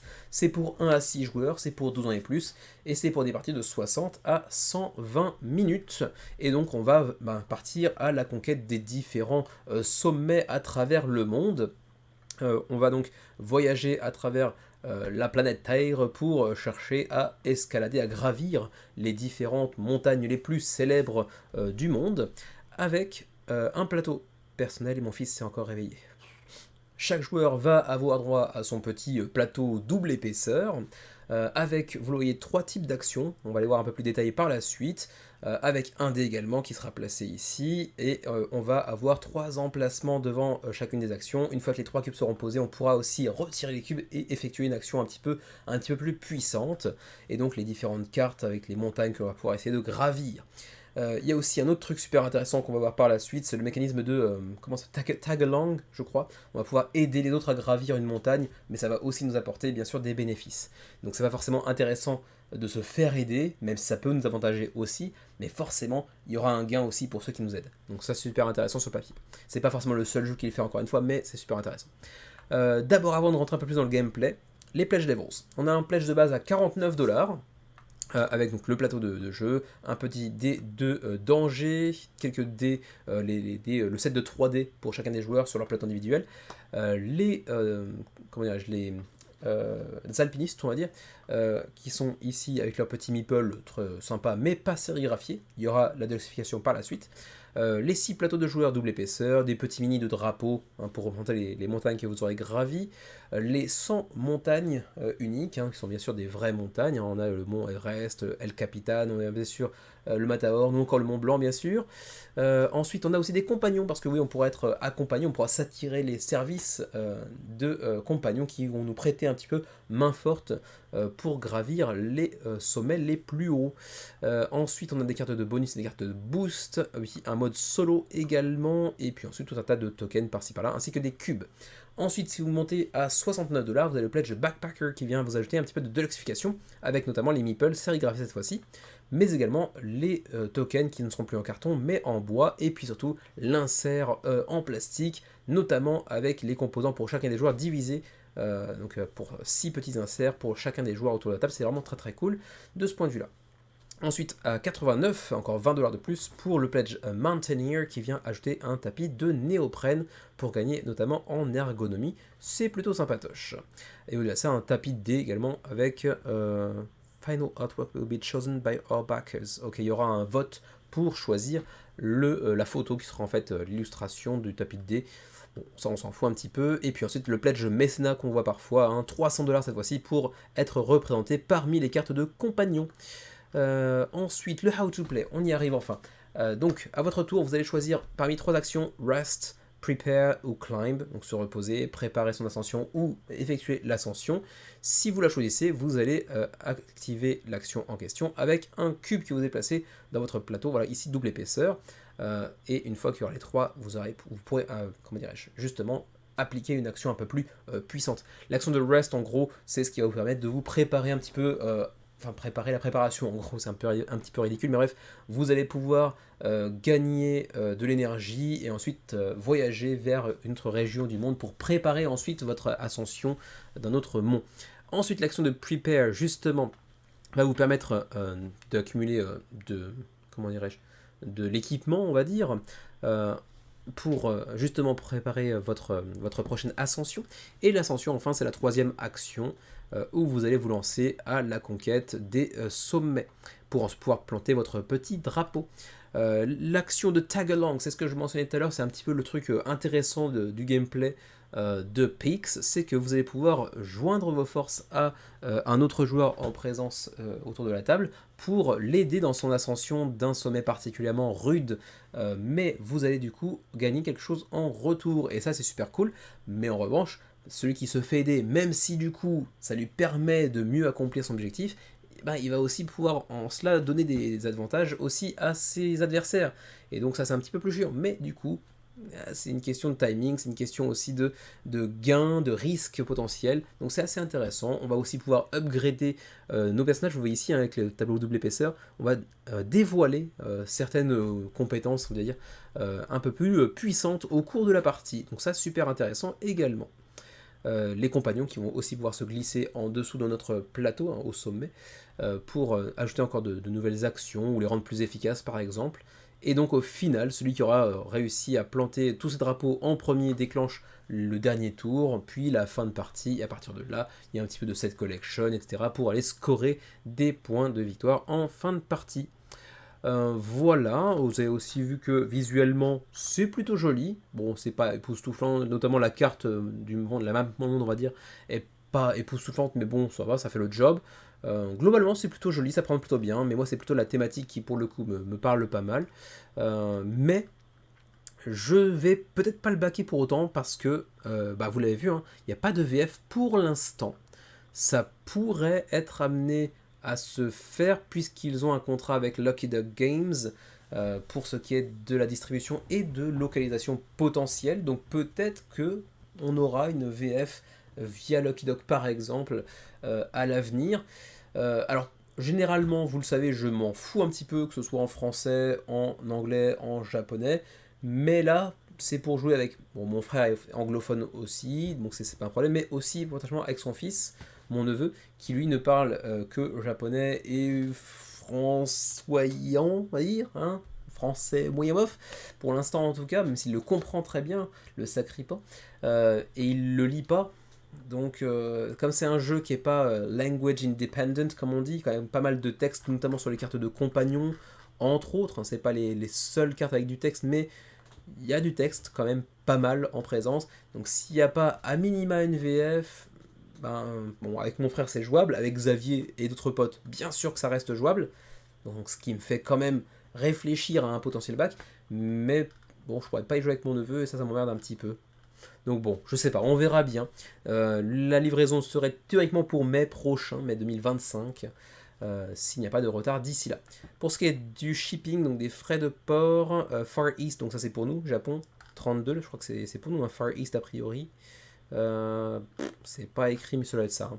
Hein. Et donc ensuite, Union Européenne 16$, Canada 28, et puis ma foi, c'est à peu près tout. Ah non, et aussi la Suisse, éventuellement, c'est 25. Ouais, c'est ça. Et donc pour nous, 32, c'est un petit peu cher aussi. Hein. Voilà. On verra bien ce que je ferai. Pour l'instant, c'est un truc qui m'attire pas mal, Pix. Le gameplay a d'être sympatoche. Relativement accessible, hein. C'est un jeu plutôt initié, familial plus, on va dire.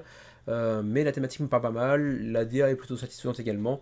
À voir. Peut-être que je vais juste attendre une sortie boutique potentielle. D'autant que, bon, je pense qu'on pourrait avoir accès à la Deluxe aussi en boutique. Bon, je sais pas, faut voir, faut voir. Mais bon, sur le papier, c'est assez intéressant. 810 contributeurs se sont déjà rameutés sur le projet. 27 jours avant la fin de la campagne. On est déjà à près de 60 000 € d'engrangés. Et c'est donc tout pour ce qui est des plats principaux de cette semaine.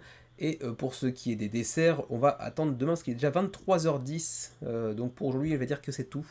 Et on se retrouve demain, mais pour vous, dans 2 secondes, pour les desserts.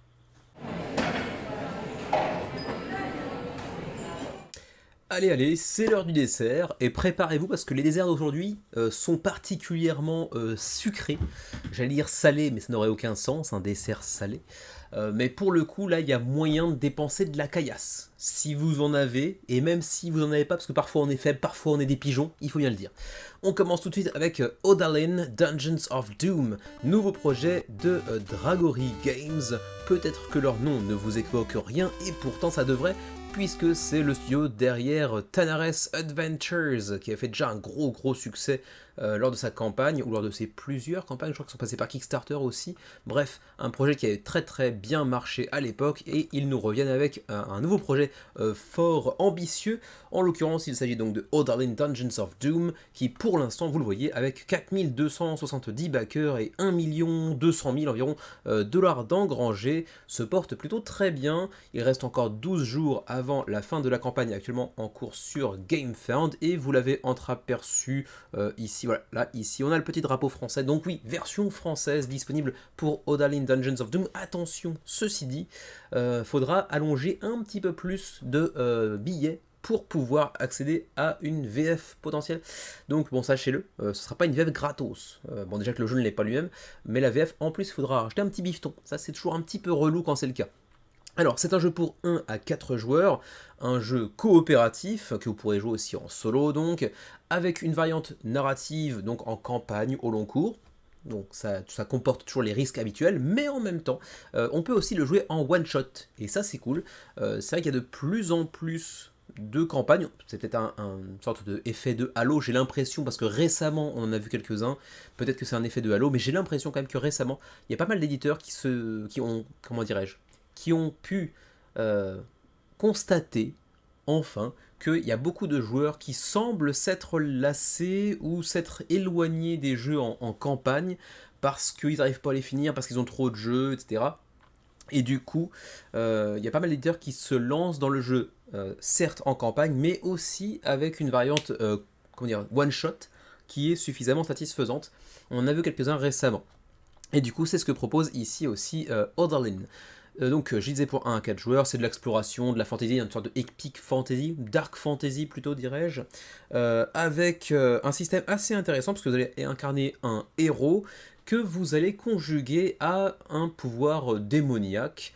et ainsi combiner deux pouvoirs, celui de votre héros, donc son pouvoir de base, ses compétences de base, avec ceux d'un démon, et vous allez progressivement choisir ou non de céder un petit peu de votre esprit à celui du démon, donc il y a bien sûr une prise de risque à ce niveau-là, puisque vous pourriez vous faire, comment dirais-je, corrompre, on va dire, par le démon, et même vous transformer, vous octroyant ainsi des pouvoirs vraiment pétés du cul, mais avec des risques bien évidemment derrière. Donc pour rappel, campagne ou scénario one-shot, coop ou solo mode, est-ce que c'est un vrai true solo comme disent les anglophones avec un seul personnage, ou est-ce qu'il faut jouer avec 2-3 personnages pour que ce soit vraiment jouable? Je ne sais pas, mais a priori ils ont l'air de vouloir souligner le fait que ce soit coop ou solo, donc je pense que c'est un true solo, un vrai solo pour le coup, mais à confirmer.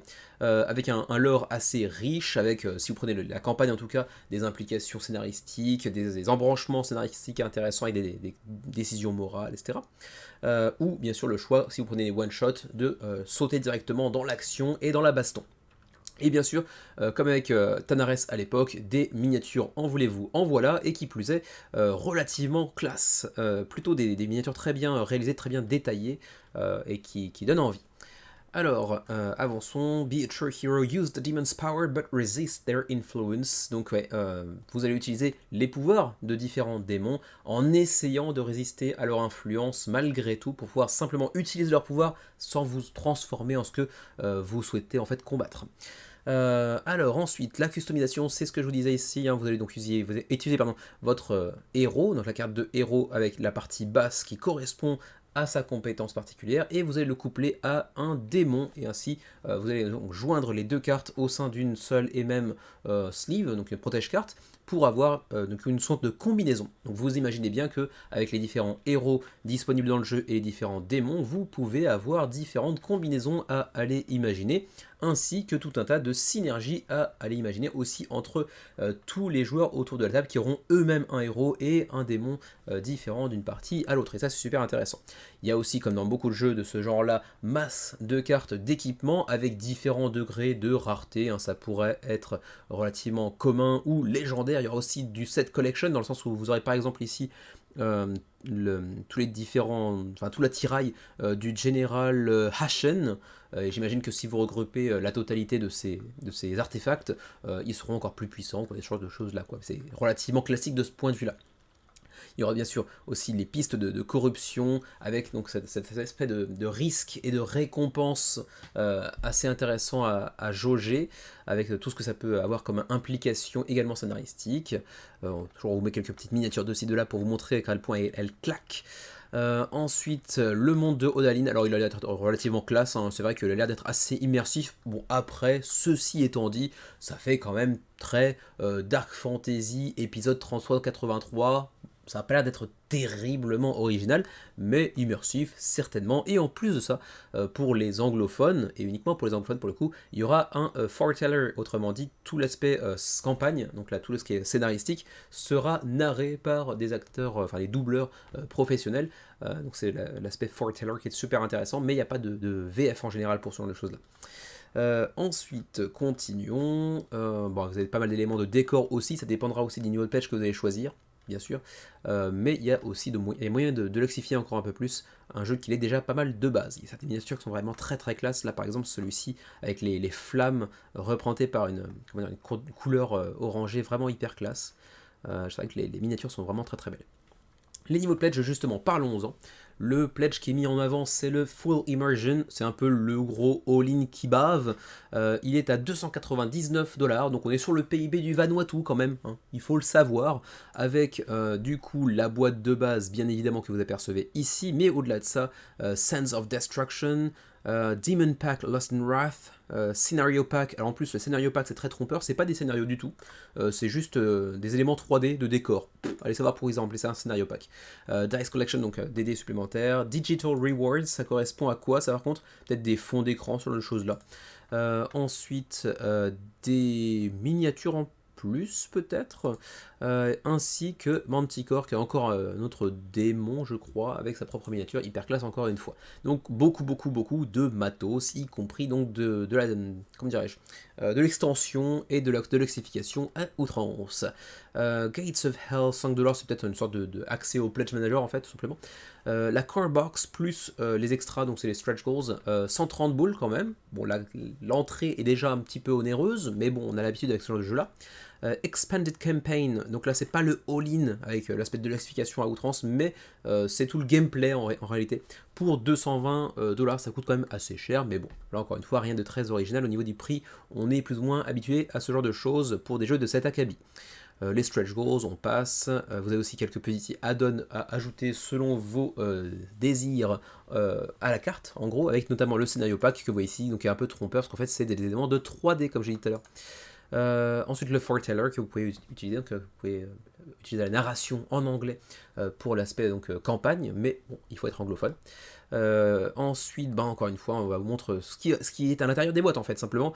Et là, vous allez voir qu'il y a quand même masse de contenu, y compris 8 héros disponibles dans la boîte de base, quand même très très classe encore une fois, avec donc les plateaux pouvant accueillir les fiches de personnages, un max de cubes et de tokens dans tous les sens, 810 cartes, ça fait pas mal de matos, bien sûr des tuiles de... comment dirais-je, d'exploration, de terrain, de bâtiments, etc. Des sleeves, des dés, des boîtes à mystère, parce que oui, certains scénarios vous permettront d'ouvrir certaines boîtes pour en découvrir le contenu et potentiellement l'ajouter au gameplay, les miniatures de démons également, d'adversaires en tous les sens. Bref, c'est hyper classos. Expanded Campaign, donc ce que ça vient ajouter en plus en termes de gameplay, c'est l'extension que vous voyez ici, Dungeons of Doom. Non, c'est le titre, c'est le sous-titre de Odalin si je suis con. Mais bref, c'est l'extension Acte 2. Ensuite, il y a aussi la boîte Manticore qui vient ajouter, je crois, un adversaire supplémentaire. Bref, dans le Digital Content, on a aussi des... Oui, c'est bien ça, c'est des wallpapers, donc des fonds d'écran. Là, on a donc les 8 héros mentionnés tout à l'heure. C'est le même matos, mais qu'est-ce que ça vient ajouter de plus pour le coup? Ouais, c'est là, Expansion Box, 31 miniatures supplémentaires, donc des ennemis en plus, j'imagine. Full Immersion, ça vient rajouter donc, enfin c'est le gros all-in qui pique. Il y a un pack de démons supplémentaires et il y a un pack de dés supplémentaires marbrés qui plus est assez classe. Et donc le scénario pack qui ne comprend pas de scénario en réalité. Donc encore une fois, un peu trompeur, attention à ça. Donc ils remettent à chaque fois les mêmes images, c'est un peu relou, ça fait une campagne hyper longue, ça pour le coup c'est un peu chiant. Ensuite, Painted or Unpainted Option, ça aussi c'est plutôt cool parce que si vraiment le rendu final des figurines pré-peintes est de cet ordre-là, c'est beau. Et ça évite d'avoir à peindre soi-même ou, comme c'est mon cas par exemple, pour les gens qui ne savent pas peindre, mais qui aiment pas trop les figurines juste grises, c'est hyper classe. Mais j'imagine que ça va coûter un bras en plus. Ça doit être en add-on, j'imagine, mais j'ai pas fait attention pour le coup. On a ici le set de dés marbrés en plus, tout ça c'est des add-ons. Donc l'idée en plus, le Pack of Demons, donc Lost and Wrath pour avoir des démons supplémentaires, le Scenario Pack, donc qui est pas du tout des scénarios, Abaddon Box avec un nouveau démon, quoi, le Lord of Hell quand même. Storage Solution, donc ça doit être une big box pour contenir la totalité du contenu, j'ai l'impression. Ensuite, bon, les différents pledges qui sont illustrés de manière plus précise ici, mais bon, ça on va passer assez rapidement. Quelques éléments sur les miniatures, les contenus, le lore, etc. C'est vrai que c'est quand même très très classe encore une fois. Les différents héros et ce en quoi ils se distinguent les uns des autres par exemple, mais ça encore aussi on va passer assez rapidement, c'est pas des points sur lesquels on s'attarde en règle générale. Le gameplay, bon du coup découverte, combat avec des dés bien évidemment comme souvent c'est le cas dans ce genre de choses là, avec différents items qui vont vous rendre plus ou moins puissant, avec des synergies à l'imaginer. Bien sûr, vous imaginez que de ce point de vue-là, comme je l'ai répété à maintes reprises, je ne suis pas du tout expert en dungeon crawler, donc je ne vais pas trop entrer dans les détails, je ne sais pas exactement ce qui le distingue des autres jeux de cette catégorie-là, mais en tout cas, il a l'air de faire ce qu'il fait très très bien, et c'est déjà ça. Et j'avoue que l'aspect corruption, risque-récompense en fonction du degré de corruption que l'on va laisser notre personnage, que l'on va céder à notre personnage, c'est assez intéressant, ça rappelle un petit peu Cthulhu Death Medaille de ce point de vue-là, et ça c'est plutôt intéressant. Ensuite, continuons, on va aller voir le shipping.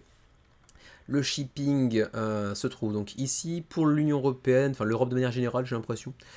C'est 25,39, 35,59, 55,89, ça peut monter très très haut si vous prenez le all-in. Pour nos amis suisses, ce serait 29,45, 42,68, 67,96, de même pour nos amis canadiens éventuellement. Et puis pour nous qui sommes dans le Rest of Asia, c'est 32,49 jusqu'à 49,99, ça va du simple au double pour le all-in. Par contre, attention, hein, je le disais tout à l'heure, le français n'est pas forcément gratos, puisque vous le voyez, l'allemand, le français, le polonais, l'espagnol et l'italien, c'est des language packs, et ça va dépendre du nombre de backers pour chacune des zones en question. Alors, est-ce qu'ils vont prendre, par exemple, les Belges, les Suisses, comme étant francophones ou germanophones pour une partie de la Suisse par exemple? Là, comment ils font? En fait, ils vont faire ça en fonction du Pledge Manager. J'ai l'impression que vous allez sélectionner votre langue dans le Pledge Manager et à partir de là, ils vont faire un décompte. Si par exemple il y a 350 backers francophones, eh bien ce sera compris entre 29 et 19 dollars le Language Pack. Donc il faudra sortir un petit bifton supplémentaire. C'est toujours un petit peu chiant, mais en même temps, ça évite aussi potentiellement de se plaindre de l'absence d'une VF. Bon, faut voir, ça se défend, ça se tient. Voilà donc pour Odalin Dungeons of Doom par Dragory Games, 4300 backers quasiment, 12 jours avant la fin de la campagne, 1 200 000 dollars d'engrangés déjà sur GameFound, c'est plutôt un très très bon résultat. J'imagine qu'ils vont certainement aller chercher du 6500, entre 6500 et 8000 backers je pense à la fin de la campagne. Est-ce qu'on ira toucher les 2 millions? C'est pas impossible, à voir. Voilà donc pour Odalin Dungeons of Doom.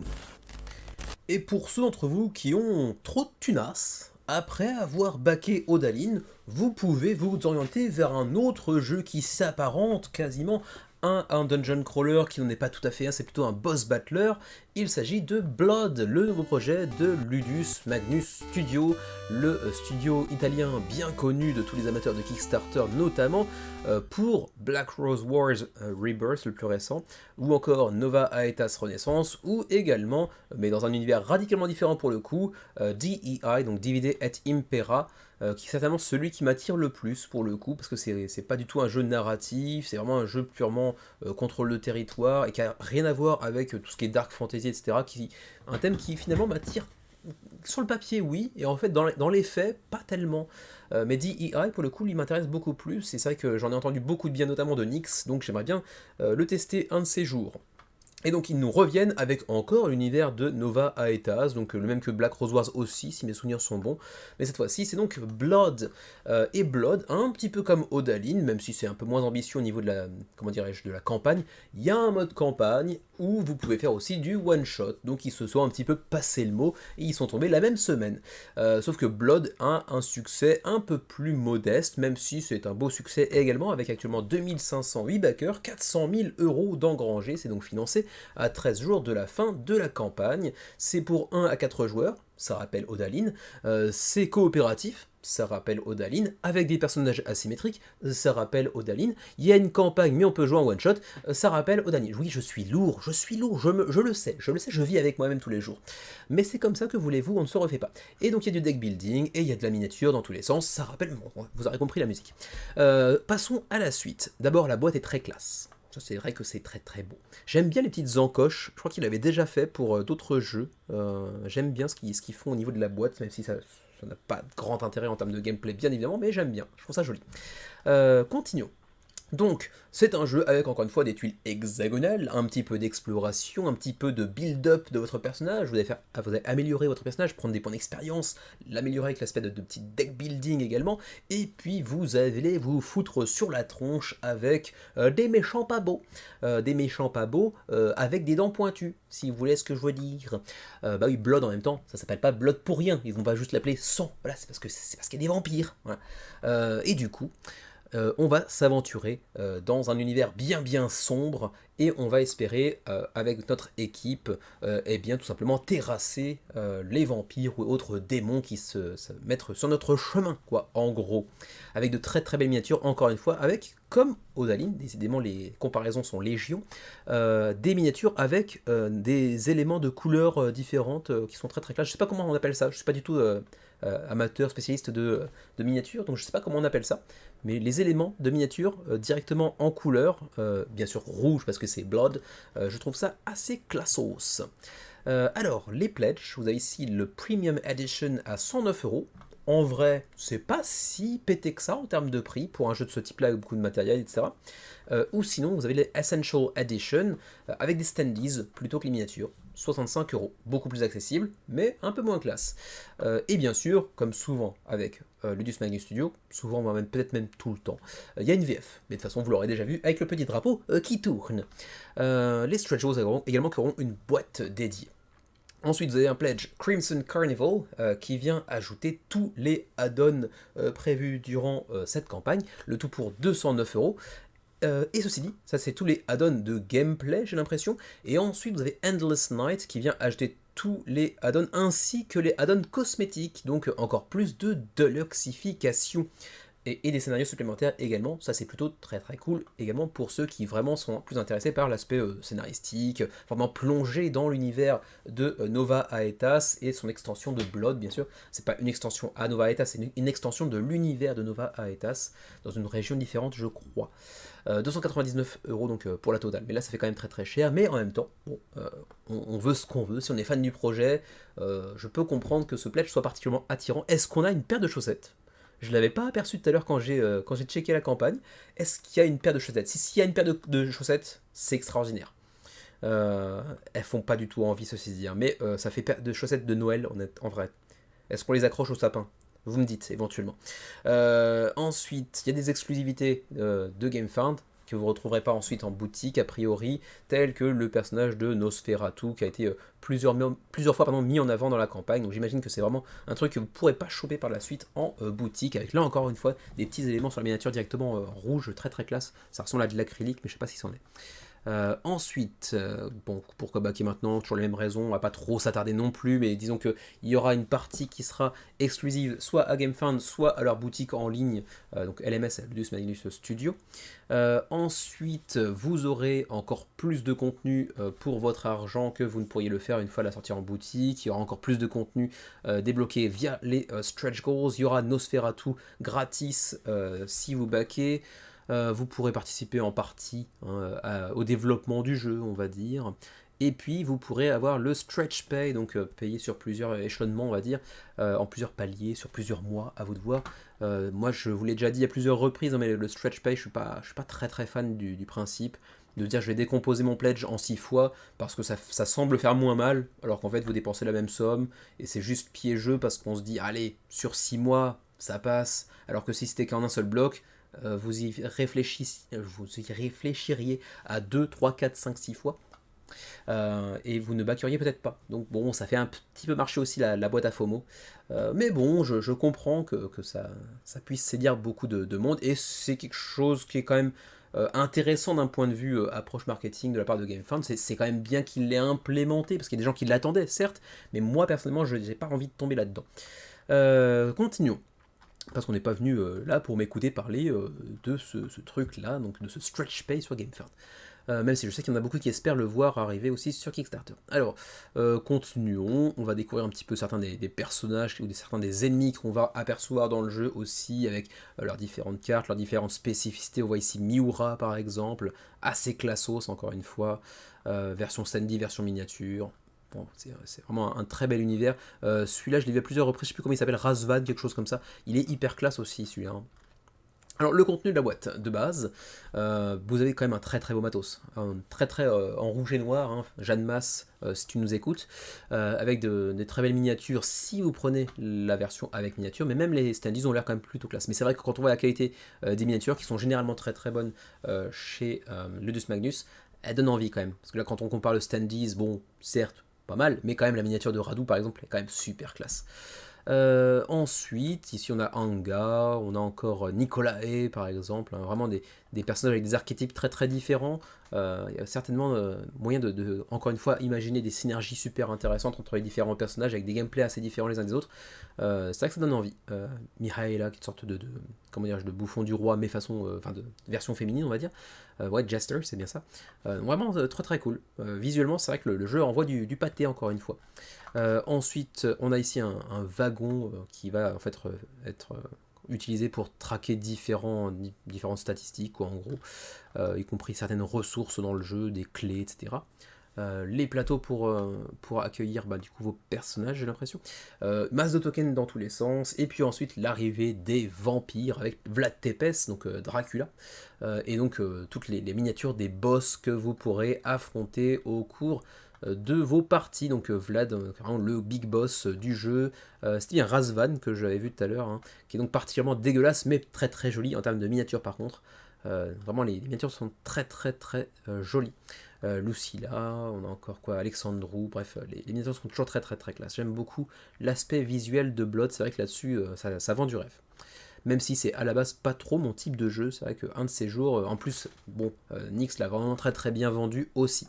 Ce qui me permet de rebondir aussi sur le fait que, comme souvent, quand Nyx fait une vidéo pour un jeu, je me permets de faire relativement court parce que de toute manière, on a quand même généralement un public identique, plus large chez Nyx que chez nous, hein, parce que voilà, abonnez-vous. Du coup, si vous êtes abonné au Viewer, généralement, vous êtes aussi abonné à Nyx et vous regardez ses vidéos. Et du coup, je vous le dis, si vous n'étiez pas encore au courant, il a fait une très belle vidéo, comme à l'accoutumée, sur Blood, dans laquelle vous pourrez apprendre bien plus de choses que vous pourriez le faire dans ce segment du menu crowdfunding. Donc je vous renvoie bien évidemment vers la vidéo de Nyx qu'on va entreapercevoir de toute façon en bas de la campagne. Issu de la boîte de Stretch Goals qui aura aussi ses propres héros. Est-ce que ça rajoute aussi des méchants? Oui, on a aussi Igor, donc on a aussi des big boss en plus dans la boîte de Stretch Goals qui va certainement venir s'enrichir d'encore plus de matos au fur et à mesure de la campagne. Ensuite, Game Key Elements, donc les éléments clés du jeu. Donc des combats de boss excitants contre des vampires en tout genre. Ensuite, une action qui est basée sur des jets de dés et des cartes de vos personnages, propres à chacun de vos personnages. Vous allez pouvoir aussi faire du deck building, du deck crafting, on pourrait presque dire. Ensuite, on a donc différents types de boss avec des combats uniques à chaque fois, bien sûr. Et puis des composants, enfin des miniatures en tout cas, double composants, on va dire, avec donc cet aspect juste miniature habituel, plus la partie basse qui ressemble à de l'acrylique, je ne sais pas si c'en est encore une fois, mais ça y ressemble, et c'est vraiment très très classe, toujours avec cette couleur sanguinolente qui correspond bien à l'univers. Et puis donc aussi cet aspect donc story, donc le mode narratif, ou roguelite, ou single battle, donc vraiment trois modes de jeu assez différents, du roguelite, donc combat enchaîné face à différents boss, quoi je crois, single battle, one shot, vous choisissez un boss, vous le terrassez ou vous perdez, et c'est fini, ou le story mode avec donc plusieurs chapitres que vous pourrez enchaîner pour espérer l'emporter face à Dracula sur une quête de sur une campagne de 6 quêtes successives, je crois. Le roguelike, ça doit être, j'imagine, des donjons générés randomly, donc de manière au hasard, quoi, en gros. Et on va certainement devoir faire face à un boss à la fin, j'imagine. Là-dessus, j'ai un petit peu raté ce passage tout à l'heure quand j'ai consulté la campagne, donc bon, je vais pas le faire devant vous, ça me ferait prendre du temps et ça prendrait du silence sur la vidéo, même si je pourrais faire un cut, c'est chiant, donc on va pas le faire, mais bon. Au pire, vous lirez ce passage-là. C'est personnellement pas le mode qui m'intéresserait le plus de toute façon. Quitte à choisir, autant faire du one-shot ou la campagne, ça me semble être un peu le cul entre deux chaises, mais je peux me tromper. Allez, au pire, checker la vidéo de Nyx qui vous apprendra certainement plus sur le sujet. Le stretch pay, ensuite un petit résumé des différents niveaux de pledge, les stretch goals déjà débloqués ou qui vont l'être prochainement. Ensuite, en add-on, vous pourrez aussi prendre un artbook éventuellement si ça vous intéresse. Un scénario pack qui, contrairement à Odaline, est vraiment un scénario pack pour le coup et pas uniquement des éléments de 3D. Le livret de règles est téléchargeable ici en anglais pour ceux que ça pourrait intéresser, pour se faire une idée du jeu.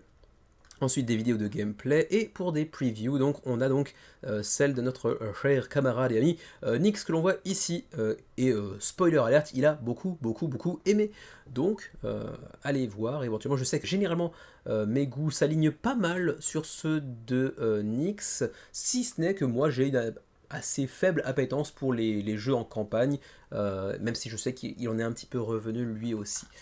Donc continuons, on va pouvoir maintenant passer du coup aux frais de port sans trop tarder.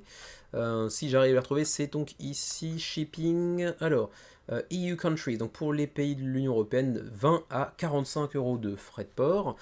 Si vous êtes dans l'Europe mais pas dans l'Union Européenne, donc nos amis suisses clairement, 25 à 59. Ensuite Canada 37 à 74. Ça pique un peu, mais bon, c'est toujours mieux que l'Alaska. Ensuite, pour nous qui sommes au Japon, ce serait ce serait... Est-ce que ça fait partie de ce groupe-là ou ce groupe-là? Non, c'est le groupe Israël. 53, 118. Ouh, ça picote un peu. Mais bon, pas de TVA, mais ceci dit, ça picote quand même très très cher. Voilà donc pour ce qui est de Blood. Je vous recommande à nouveau d'aller checker la vidéo de Nyx sur le sujet. Il avait l'air d'être vraiment très très convaincu. C'est vrai que le jeu présente très très bien. Lui comme Odaline que j'ai présenté juste avant d'ailleurs, dans des catégories un peu similaires, avec des ponts qui peuvent être faits entre les deux projets, même s'ils sont quand même différents malgré tout et intéressants, tous les deux, pour des raisons un petit peu différentes, même si un peu similaires quand même. Voilà donc pour ce qui est de Blood, et c'est également tout pour le menu crowdfunding du 30 juin 2024. J'ai failli me tromper d'année, j'ai failli dire 2023, mais non, 2024 malheureusement. Et du coup, ben écoutez, je vous remercie à nouveau de m'avoir suivi comme chaque semaine. Et je vois qu'il y a encore une demi-seconde de décalage entre ce que je dis et ce qui apparaît à la vidéo, c'est très très gênant. Mais bon, de toute façon c'est que pour l'intro et la conclusion, donc c'est pas très important, vous n'êtes pas là pour ça, vous n'êtes pas là pour checker si mes mouvements et le son collent parfaitement. Hein. Donc oui, je sais, je devrais prendre le temps de checker pourquoi, qu'est-ce qui cause ça et comment y remédier, mais en vrai, grosse flemme. Voilà, du coup, je vous remercie encore de m'avoir suivi cette semaine. On se donne rendez-vous pour la semaine prochaine, bien évidemment, pour un nouveau menu crowdfunding, un nouveau numéro du menu crowdfunding. Pas de vidéo entre temps, je pense, à moins que Xavier ne publie sa première vidéo concernant la campagne de Oplomachus Victorum. Peut-être la semaine prochaine, on verra. Je lui demanderai.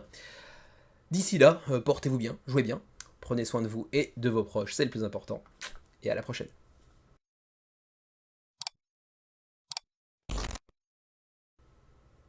Pourquoi j'ai fait...